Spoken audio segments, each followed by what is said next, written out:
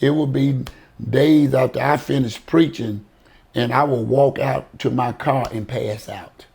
At this age and at the activity I was doing, they said this young man's supposed to be in good health, but it wasn't anything coming from eating. They just called it a heart disease I have contracted. My wife's reaction was a little different then because the doctor told her when he came back, he said, only thing I can tell Mr. Ellis is sudden death.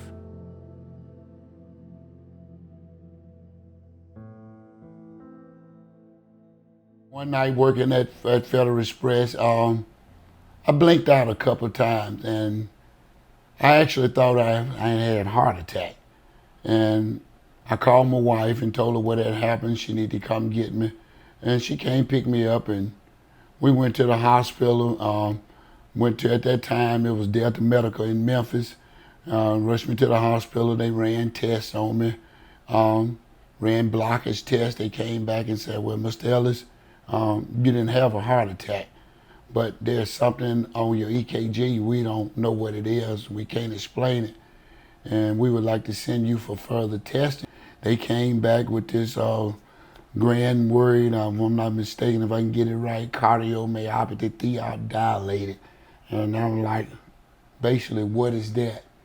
And they just said, in short, your left side of your heart muscles is failing. Your heart is suffering for air.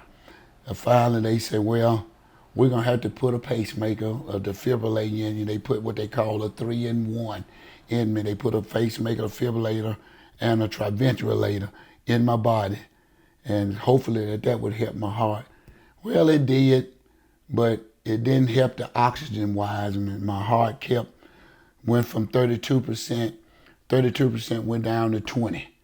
Went from 20 down to 18, went from 18 down to 15, and finally they said, we got to look to see if there's another method. We got to think about putting you on a heart transplant program.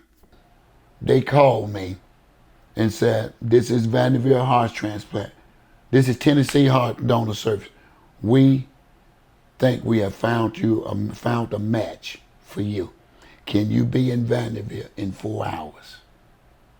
And normally, my wife didn't normally make it home to around 5:30, 6 o'clock. But that particular afternoon, for some odd reason, the lights had went out at work. And she was just walking in the house when I was receiving the phone call. And we both just started crying, jumping, and shouting. The young man's heart I received is named Kevin. He was hit head on in a drunk driving accident. Kevin and I had so much in common not to know each other. He was a Batman fan. And prior to him becoming a donor, his mom told his mom that he wanted to be a superhero like Batman. But by being a superhero, he wanted to be a donor. And by him becoming he became a superhero in my life. If I live to see August the 3rd coming up in 22, it'll be 11 years. It'll be 11 years.